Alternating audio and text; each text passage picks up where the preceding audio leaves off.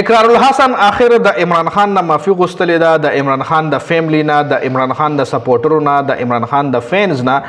اقرار الحسن اخر معافي وغوښته. اقرار الحسن تاسو لپاره ریسنټلی خپل یو سیاسي پارټي هم لانچ کا، هغه نه علاوه نور هم د عمران خان خلاف بیانات جاری کولو چې ډیر د شنکیت ډیر د شدید تنقید ښکار هم د عمران خان په وجه جوړ شو چې د عمران خان خلاف بیانات جاری کول.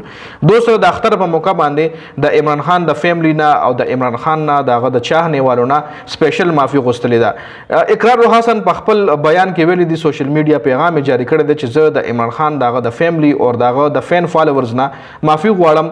عمران خان چې کوم دی مطلب هغه ډیر سکړی دی د ملک د پاره، اور آپ نے 2 سال میری فیملی کو کیا کچھ نہیں کہا، میں نے برداشت کیا، آپ نے انفالو اور بلاک کرنے کی مہم چلائی، کوئی فرق نہیں پڑا، لیکن آج میں خود اپنی مرضی سے اپنی آنا کی قربانی دے رہا ہوں، آئیے پاکستان کا سوچتے ہیں. دلته هم د مطلب یو قسم د ډبل گیم کړي، یو طرف له خو معافي غوښتلې ده، خو بل طرف ته وایي چې تاسو زما فیملی ټارګټ کا، یعنی پی ټی آی ولا یادوي چې تاسو زما فیملی ټارګټ کا، مالا مو هر سحر سوي، خو ما برداشت کړئ، زما خلاف تاسو فالو اور بلاک مهم انفالو اور بلاک مهم هم اوچلولو، خو په هغې په ما څه فرق نه پریوزي، او زه نن خپله انا په خپله مردۍ باندې قربانوم، اور زه د خپل پاکستان دپاره سوچ کوم، اور په دې وجه زه د عمران خان نه معافي غواړم. جي چې کوم سړی د عمران خان خلاف شوی دی، نو هغه شدید د عوامو د نفرت ښکار جوړ شوی دی، هغه بیا ډېرې معافیانې هم غوښتلې دي، نو هغوی له عوامو بیا هغه رنګ مینه نه ده ورکړې. دا هغه اقرار الحسن و چې ده به په ایروای نیوز باندې یو خپل پروګرام چلول، لکه څنګه په کې پی کې کې یوسف جان مخکې پروګرامونه چلول، ده به چاپې وخل اقرار الحسن، د د پروګرام دومره ښکلی نه مو خیر که چاله ورځي کمنټ کوي، نو ده به هغه پروګرام کوله، هغوی کې به ده بلا پیسې ګټلې، ده به بلیک میلینګ هم کولو، د دنیا پیسې به ده ګټلې. ایون ایروای نیوز ده په خپله ویلي چې 50 لک روپۍ تنخوا به ما د ایروای نیوز نه اخېسته، دې نه علاوه نور به هم د پیداګیر ډېرو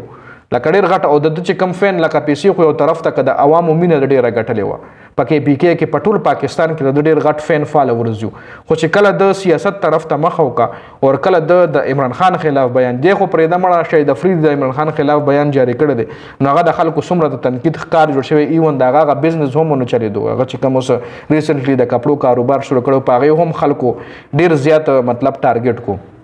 په هغې هم خلکو ډېر زیات ټرول کو. نو د او د شهید افریدي په منځ کې ډېر زیات فرق دی. شهید افریدي یو ډېر غټ مطلب یو ډېر غټ مقام حاصل کړو، یو ډېر غټ کریز و د هغه ډېر غټ فین فالوورز و چې خلک په صرف د هغه بیټینګ کتلو له ګراونډ له تلل چې به اوټ شو، که پاکستان به میچ بایللو او که ګټلو به راوتل به. دې نه علاوه یونس خان یو ځل بیان جاری کړی، یونس خان وایي چې زما سینچري له 6 رنزه پاتې و، ما سره شهید افریدي وایي شهید افریدي اوټ شو، زما سینچري له 6 رنزه ووایي کراوډ ګراونډ پرېښو، لکه زما هغه سینچري وهلو له مثار نه شو، لکه دومره د شهید افریدي غټ فین فالوورز و، دومره د هغه کریز و، نو هغه د خلکو په دې وجه اوس نه لګي چې د عمران خان خلاف بیانات جاری کوي. نو اقرار الحسن پکې څه شی دی؟ نو اقرار الحسن هم د عمران خان په وجه باندې ډېر هیوج اماونټ کې خپل فین فالوورز لوس کا، او کم ریسپیکټ چې د ګټلی و هغه بایلو په څه وجه چې د عمران خان خلافي بیانات جاری کول. یعنی پاکستان کې ډېر خلک داسې دي چې هغوی هر څه مني اوري، خو د عمران خان خلاف چې کم بیان وي هغه نه مني. جي خیر، دا اپډیټس دې حوالې سره ستاسو سره ده، کمنټ لازمي